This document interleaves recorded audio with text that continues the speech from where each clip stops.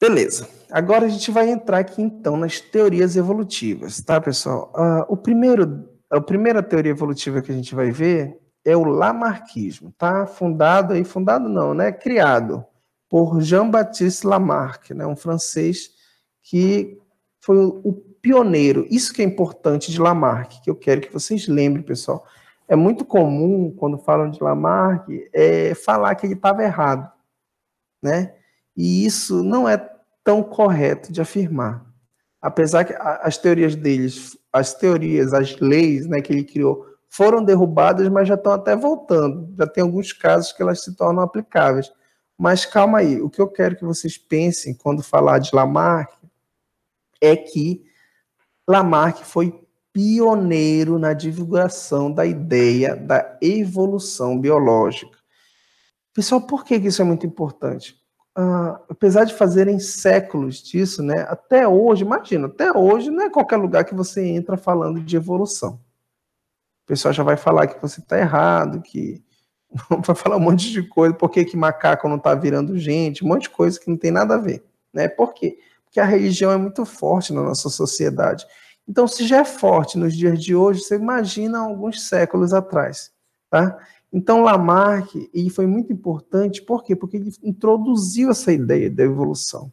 Mesmo as ideias dele não sendo completamente corretas, ele foi um pioneiro nesse campo. Então, ele já tem uma grande importância aí, tá bom? Então, vamos ver o que Lamarck dizia, o que o Lamarckismo diz. Bem, pessoal, o Lamarck, ele baseou o seu estudo, né, ele condensou ali em duas leis, tá? A primeira é a lei do uso e desuso. O que vem a ser o uso e desuso? É bacana que as leis do Lamarck, o nome já diz tudo, né? Lei do uso e desuso. O que significa?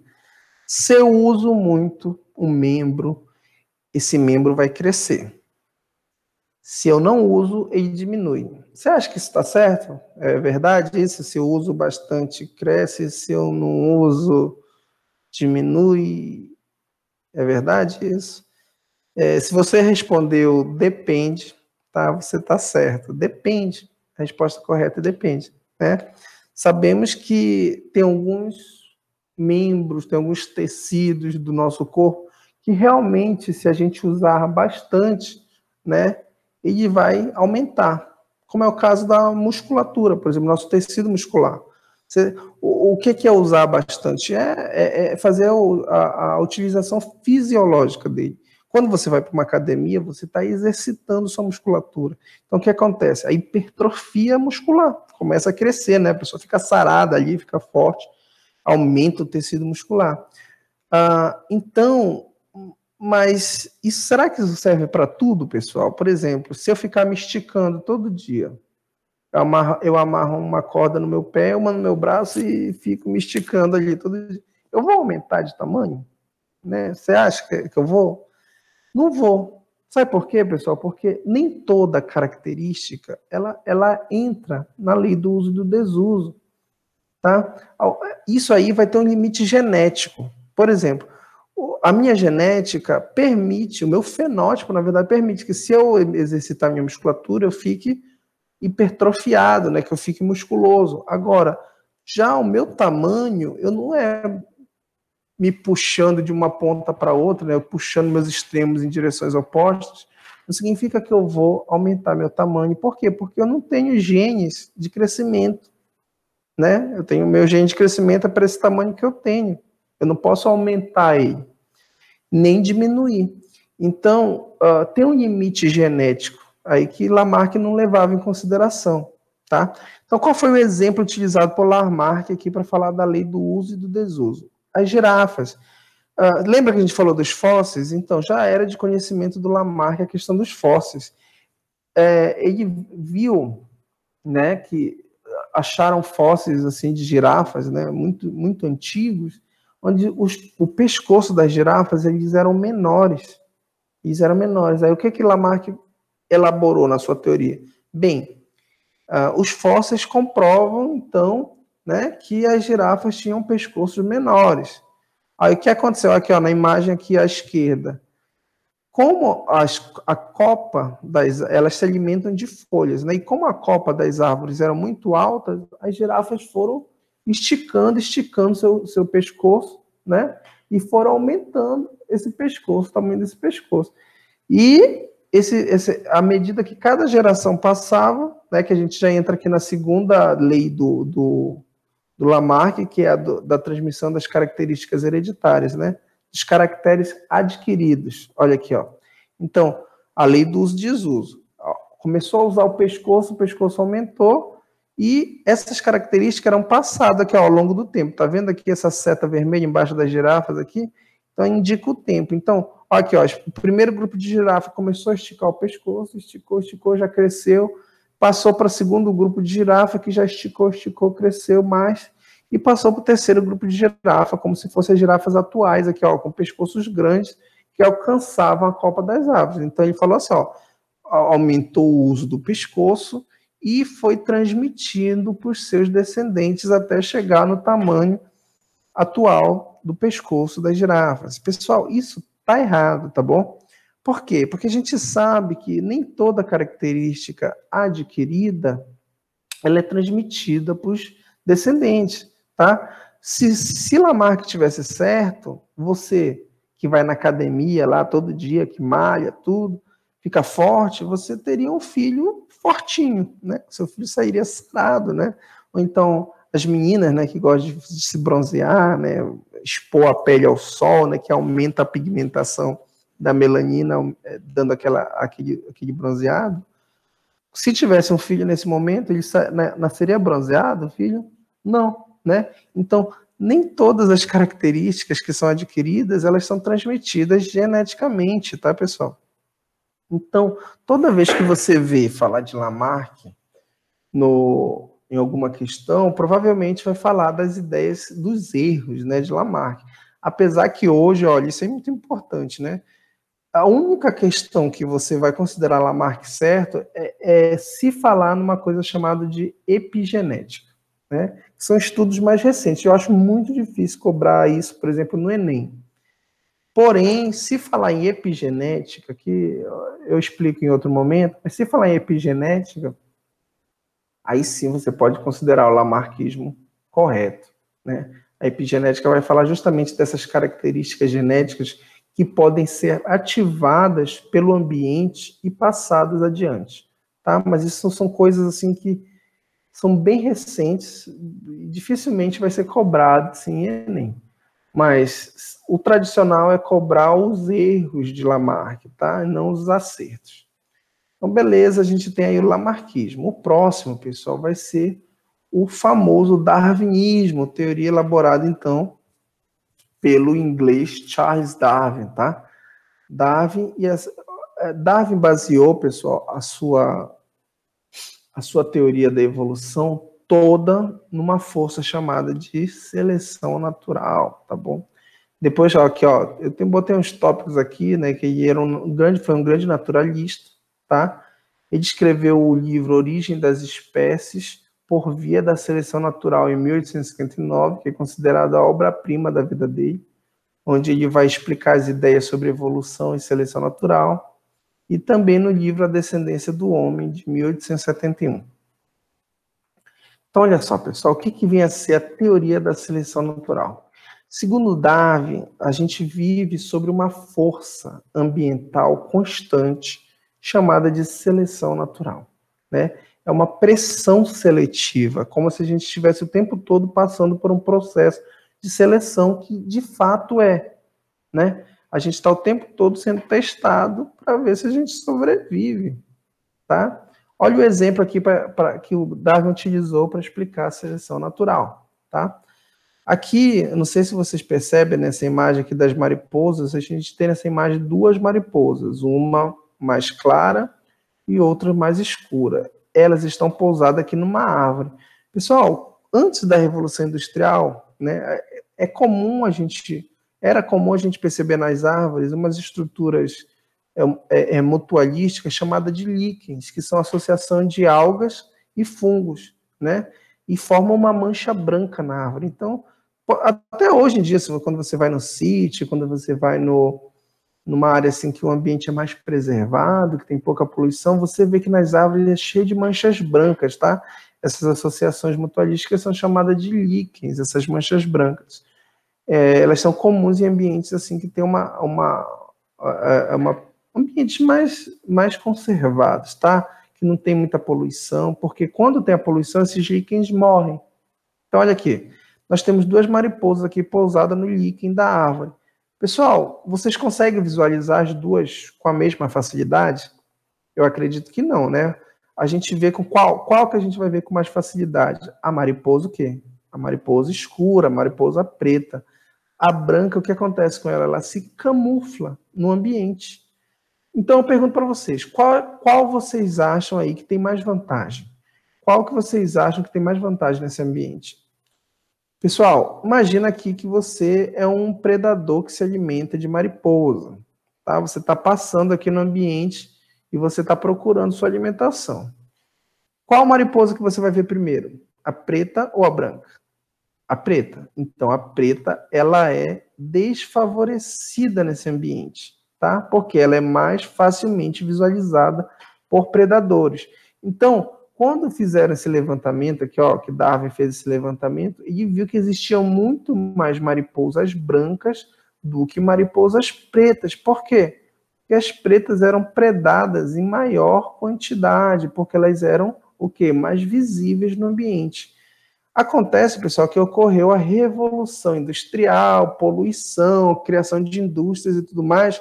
Os líquens das árvores, eles foram morrendo, foram acumulando fuligem aqui da fumaça das fábricas. E olha só, o ambiente mudou, tá? Então a gente tem aqui, pessoal, olha aqui, ó, mudou o cenário. Agora o predador visualiza com facilidade. Continua sendo a preta, a visualizada com maior facilidade? Não, agora é a branca, porque o ambiente mudou. Então, depois da Revolução Industrial, percebeu-se que a população de mariposas pretas aumentou e a população de mariposas brancas diminuiu, tá? Então, isso foi um processo de seleção natural ali que favoreceu o indivíduo de acordo com as mudanças do ambiente. Então, dá para perceber, pessoal, que de acordo com a característica que cada indivíduo tem, junto do ambiente, a gente vai ter ali uma seleção agindo, é chamada seleção natural. Essa seleção ela pode agir para o indivíduo de maneira positiva ou de maneira negativa. Isso vai depender da situação, tá? Olha aqui, ó. Então, pessoal, o que acontece é que a gente tem um gráfico mostrando aqui, ó, o pior adaptado, a tendência dele é o quê? É diminuir. Tá? Ele vai diminuir os que têm características que não são adaptadas para o ambiente, os seus indivíduos da população eles vão desaparecendo.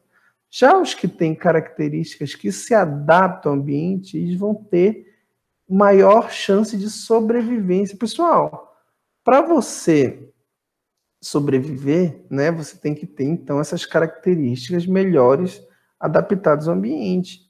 E então, se você sobrevive, aí você garante uma chance de reprodução.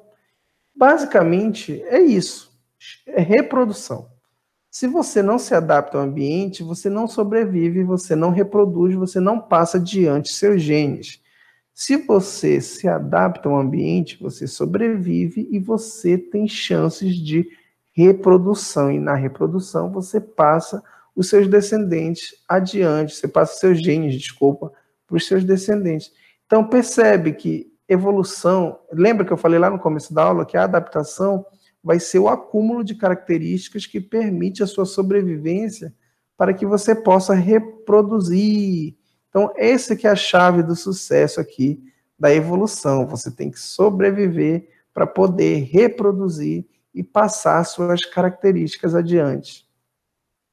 Então, pessoal, bora comparar aqui o estudo de Lamarck e de Darwin. Lembra lá do Lamarck? Lamarck falou assim, ó, as girafas, elas tinham pescoço, os fósseis mostram que elas tinham um pescoço curto, porém o ambiente foi mudando, né? E o que elas fizeram? Elas foram usando muito o pescoço, e o pescoço foi aumentando, aqui, ó, e acompanhou a mudança do ambiente. Então, para o Lamarck, houve um acompanhamento do indivíduo ali, de acordo com o uso e desuso dos membros, houve um acompanhamento da mudança do ambiente. Isso é o lamarquismo. Já para Darwin, pessoal, não é bem assim a história. O que Darwin, segundo o darwinismo, o que aconteceu? Existiam girafas de pescoço curto, a maioria. Acontece, olha aqui, ó, não tem, ó, pensa comigo, não tem pessoas que são maiores e pessoas que são menores? Então, Darwin falou, era assim, ó, as girafas eram assim, tinha girafas com pescoço curto e girafas com pescoço mais longo, né? Então, o que aconteceu? O ambiente mudou. Vamos supor que as árvores começaram a crescer mais, por algum motivo, né? Ficarem mais altas. Então, pessoal, as girafas, olha aqui, ó, olha no quadro do meio de baixo.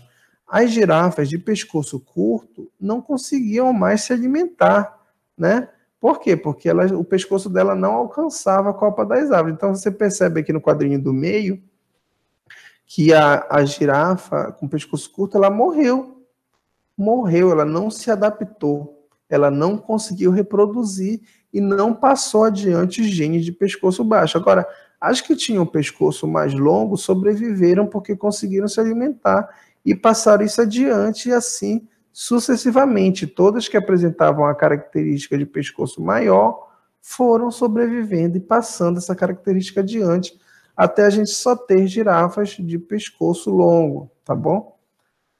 Então vamos lá, macetão de novo, pessoal. Lamarck, falou em Lamarck, o ambiente modifica, né? Então, para Lamarck, o ambiente muda e o indivíduo, né? O indivíduo acompanha a mudança do ambiente. Já para Darwin, o ambiente seleciona. Não é porque o ambiente mudou, né? Para Darwin, não é porque o ambiente mudou que o indivíduo vai mudar junto. Na verdade, o indivíduo ele tem que dentro de uma população, existem indivíduos que vão apresentar uma característica diferente que pode ser selecionada de maneira positiva naquele ambiente. Então, se o ambiente mudou, só os indivíduos que têm essas características vão sobreviver e passar seus genes adiante. Então, Lamarck, ambiente modifica, Darwin, ambiente seleciona. Exemplo, olha aqui, ó. Vamos lá. O gafanhoto é verde porque vive na grama. Eu tenho aqui duas frases, olha aqui, duas sentenças. O gafanhoto é verde porque vive na grama. O gafanhoto vive na grama porque é verde. Pessoal, qual que é lamarquista, qual que é darwinista dessas duas frases? Vamos ver. O gafanhoto é verde porque vive na grama. Aqui está dizendo, essa primeira, que o gafanhoto ele ficou verde porque a grama é verde. Então, como se o indivíduo tivesse acompanhado a modificação do ambiente, né? Se o ambiente modifica, vai ser lamarquismo, né? Então, o gafanhoto é verde porque vive na grama, é lamarquista. Agora, o gafanhoto vive na grama porque é verde. Olha só, o ambiente aqui está selecionando. Então, olha só, se o gafanhoto que era verde, né, que vivia num ambiente que não era verde, fora da grama, ele era o quê? Predado. A população dele diminuiu. Já o gafanhoto verde que vivia na grama, ele se camuflava e a predação dele era baixa. Então ele foi selecionado de maneira positiva, o ambiente selecionou. Então a frase aqui é darwinista, tá bom? Então aqui, ó, o gafanhoto é verde porque vive na grama, lamarquismo. E o gafanhoto vive na grama porque é verde, darwinismo, tá? Espero que tenha ficado compreendida essa ideia aí para vocês. Então vamos lá. Acontece, pessoal, que a teoria do Darwin, que até hoje é a mais aceita, ela tinha falhas. Tem falhas, né? Tinha, porque foram solucionadas, mas não por ele. Então vamos dizer assim. Então, ó, acontece que Darwin, quando Darwin estava explicando a sua teoria, né, falou assim, não, porque os indivíduos, as girafas lá, né, elas são diferentes. Tem girafa de pescoço longo, tem girafa de pescoço curto, assim como tem pessoas altas, tem pessoas baixas. E explicou tudo que eu acabei de falar para vocês. Mas aí alguém perguntou para Darwin assim, ô Darwin, mas por que as pessoas são... Por que os seres são diferentes? Mesmo sendo da mesma espécie, apresentam essas diferenças. Nesse momento, Darwin se viu sem resposta. Ele não sabia dizer por que indivíduos da mesma espécie apresentam diferenças entre eles, né? Então, pessoal, o que veio explicar isso? Onde que a gente já estudou isso? Por que que indivíduos da mesma espécie apresentam características diferentes? Porque tem gente que é alta, tem gente que é baixa, loiro, moreno, mais claro, mais escuro, e por aí vai. O que que é? Isso mesmo, por causa da genética. Pessoal, acontece que nessa época os estudos de Mendel ainda não tinham acontecido, ainda não eram conhecidos. Então Darwin não sabia das características genéticas, né, que elas sofrem alterações de indivíduo para indivíduo, né, que elas não são iguais de indivíduo para indivíduo. Então ele não sabia explicar a parte genética. Pessoal, então, para responder as perguntas que Darwin não soube responder, uniu o darwinismo com os estudos de genética de Mendel. Unindo esses dois, a gente vai ter, então, a teoria que é considerada mais assertiva quando se fala em evolução, que é o neodarwinismo, ou teoria sintética da evolução. Então tá, Darwin não conseguiu explicar as causas das variações individuais. Aqui, ó, indivíduo, mas aí o que que acontece? A explicação veio com a genética, olha aqui. O indivíduo, através de mutação e recombinação ou de variabilidade genética, ele vai sofrer o quê? Modificações. São essas modificações que vão sofrer o processo de seleção natural. E a seleção natural, então, vai selecionar essas modificações e deixar as adaptações melhores para o ambiente, tá bom? Então, a Darwin só soube explicar até a seleção natural. A parte da genética, que não explicou, foi explicada depois por Mendel. Então, juntando essas duas ideias, nós vamos ter o neodarwinismo ou teoria sintética da evolução.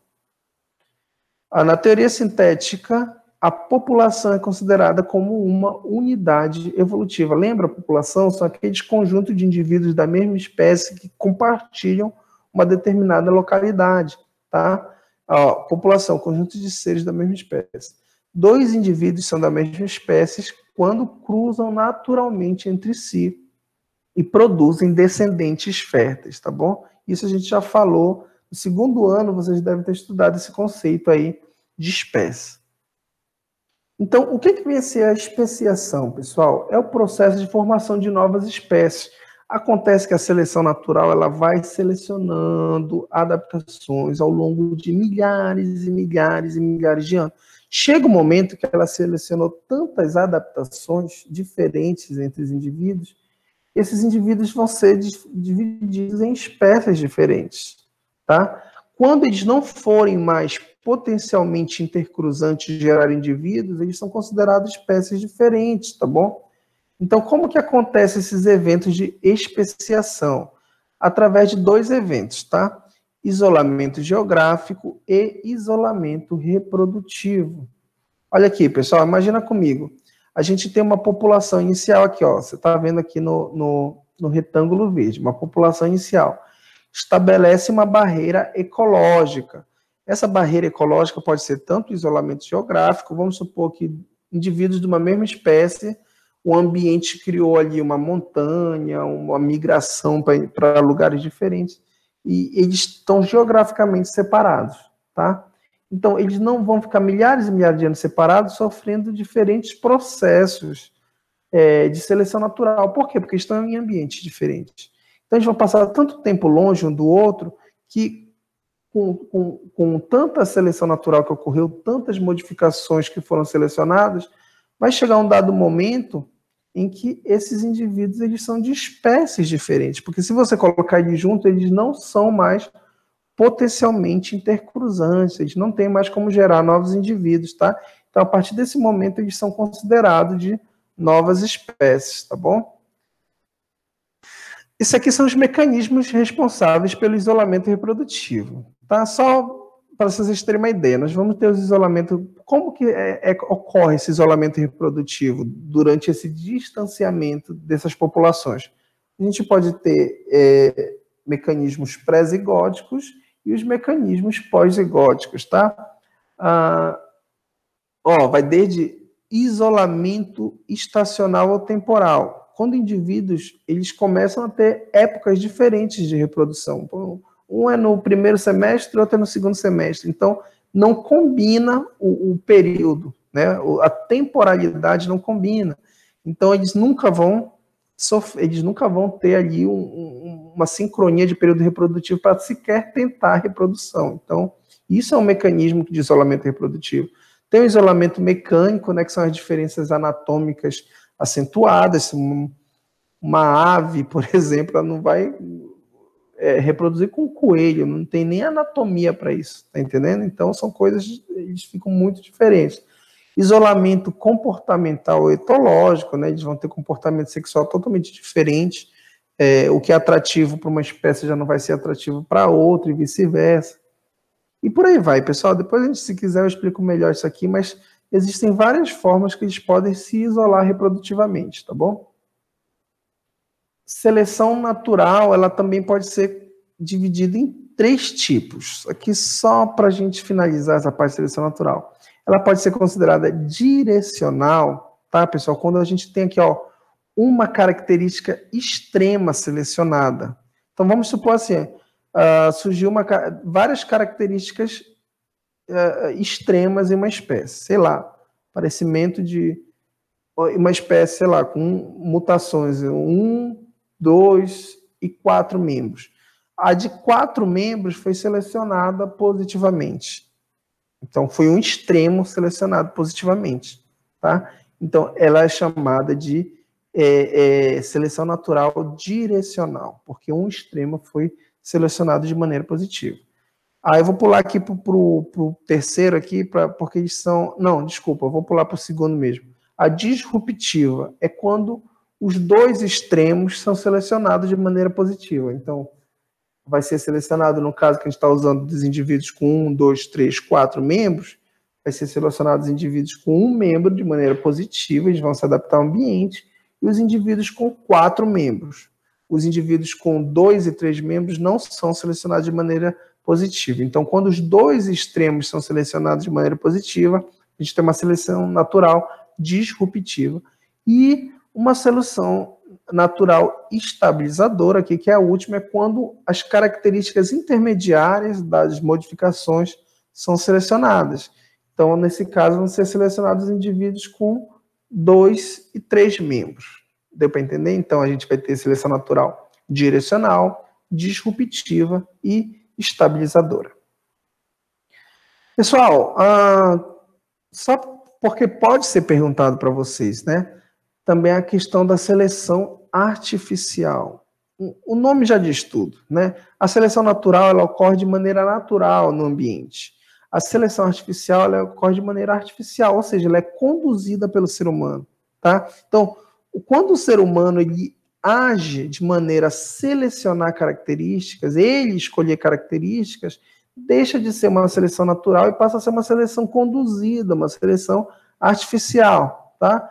Isso acontece muito, muito antes das ideias de Darwin. Inclusive, Darwin, olhando a seleção artificial, ele pensou, foi o que deu para ele o estalo para ele conseguir elaborar a teoria da seleção natural, tá bom? Então, o que pode ser a seleção artificial? Quando o homem conduz as modificações que serão selecionadas. Bem, se é o homem que conduz, é claro que ele vai selecionar características que são interessantes para ele, né? Ou seja, por interesse econômico, interesse gastronômico, até por interesse estético, né? A gente vai utilizar alguns exemplos aqui para vocês entenderem. Olha aqui.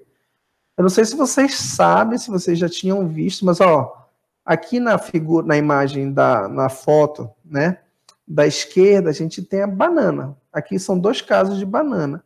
Acontece que essa menor cheia de sementes é a banana natural. A banana, naturalmente, pessoal, a banana selvagem, ela era dessa forma. O que aconteceu? O homem foi selecionando, né? Por conta de características genéticas, algumas bananas apresentavam menos semente, mais massa carnosa, né? Aí o que o homem fez? Ele foi selecionando sementes dessas que tinham características mais atrativas para ele. Pessoal, ao longo de milhares de anos ali, fazendo esse trabalho de seleção, olha a diferença que a gente tem. A banana que a gente tem hoje, ela é totalmente, né, artificial, artificialmente criada. Olha aqui, ó.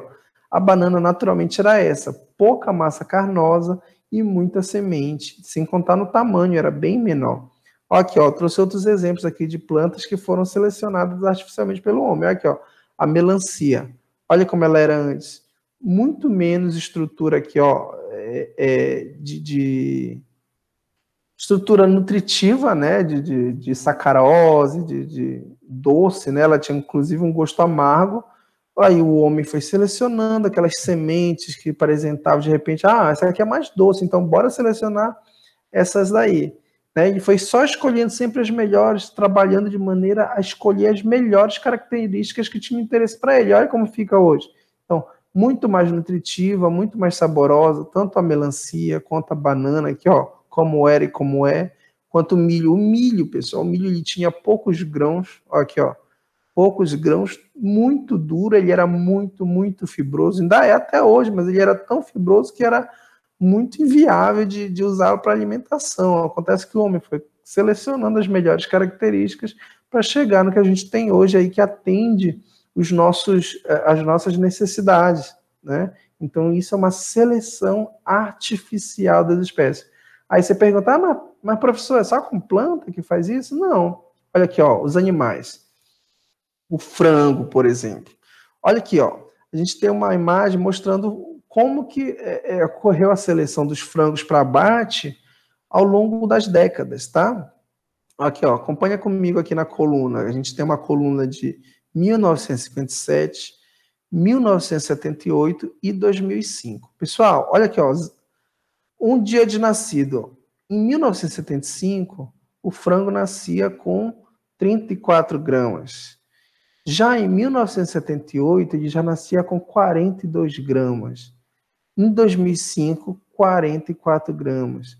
Com 28 dias, em 75, ele tinha 316 gramas. Em 1978, 632 gramas. Em 2005, olha aí, com 28 dias, o frango deu um salto para 1.396 gramas. Com 56 dias, em 1965, o frango para abate ele não tinha nem 1 quilo. Olha aqui, ó, 905 gramas. Em 1978, ele já tinha aqui o quê? 1,808 kg. E em 2005, pessoal, com 56 dias, o frango vai ter mais de 4 quilos, tá bom?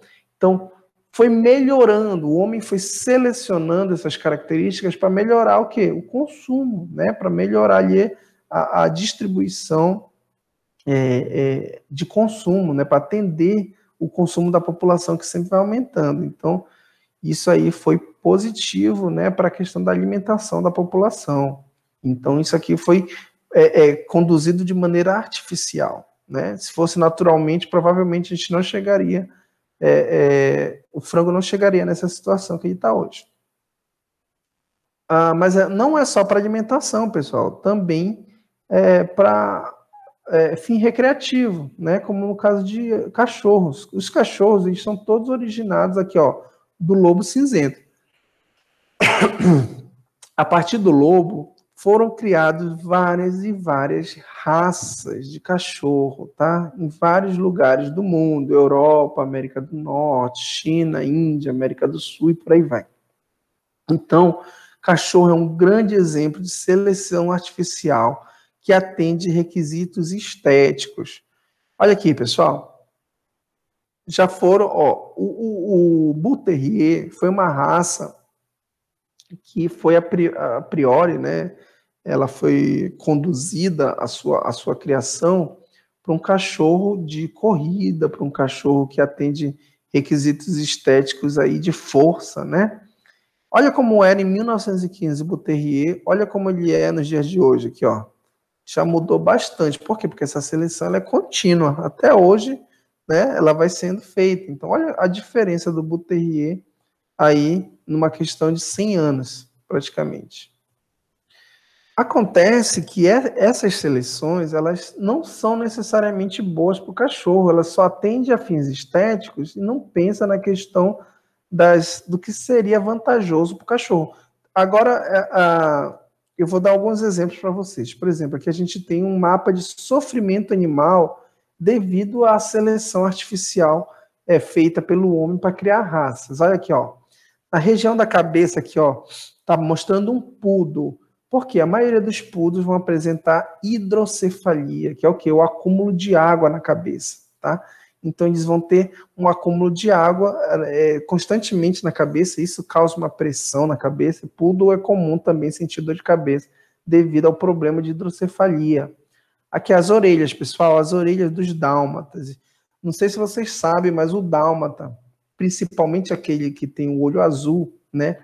Ele vai sofrer de surdez. Mais de 20% vai tender a sofrer de surdez desde o nascimento ou então adquirir no decorrer da vida.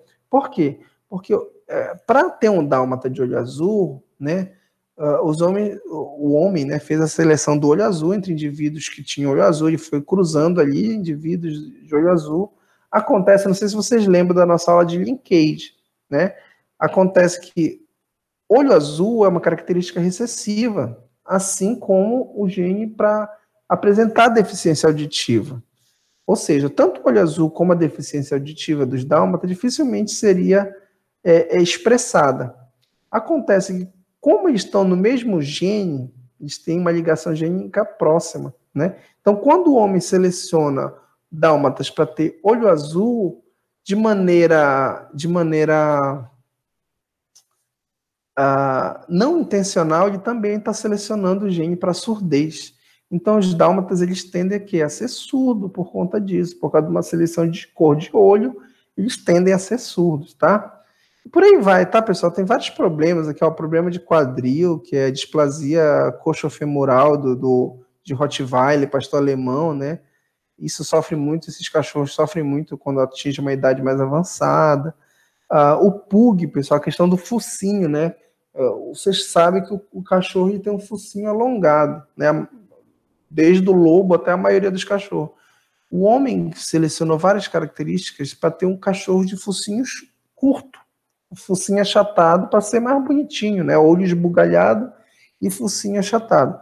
Isso fez com que o cachorro tivesse uma série de problemas respiratórios, tá? O pug é um cachorro que ele sofre muito com questões respiratórias, com questão de temperatura também, porque é através da respiração que o cachorro controla a temperatura corporal, tá? Então, isso pode causar o que a gente chama de sofrimento animal devido a inconsequência, né, de algumas características que são selecionadas artificialmente. Olha aqui, viralizou na internet, acho que ano passado, né, essa imagem de um raio-x de um pug. Todo mundo teve gente que achou bonitinha, teve gente que achou medonho, teve gente que achou engraçado e por aí vai, né? Mas assim, mostra muito bem aqui como é deformada a região do focinho de um pug, pessoal. Na verdade, eu achei foi triste, né, esse raio-x. Olha aqui, ó, se você vê o crânio de um pug, ele é totalmente deformado, tá? Totalmente deformado. Você vê aqui a proeminência do focinho chato, né? Ele tende para ir para cima, com a região anasalada, que ela sofre uma concavidade ali no crânio, né? E dificulta muito a respiração desse animal. Esse animal ele tem um crânio completamente deformado. E isso causa muito sofrimento para os indivíduos dessa raça, tá bom? Bem, pessoal, era isso por hoje, né? Eu espero que tenha ficado compreendido tudo aí. Eu espero que esse nosso novo modelo seja bem proveitoso. Ao longo da semana, eu vou tentar aí receber o feedback de vocês. E é isso, por hoje a gente fica por aqui. Vamos marcar um dia. Faça uma atividade que eu vou deixar, né? No Classroom aqui, junto com esse vídeo, vai ter essa atividade referente ao vídeo de evidências evolutivas, que vocês vão fazer uma resenha, mas está explicadinho lá. E é isso. Até a próxima. E qualquer coisa é só entrar em contato. Tchau, tchau.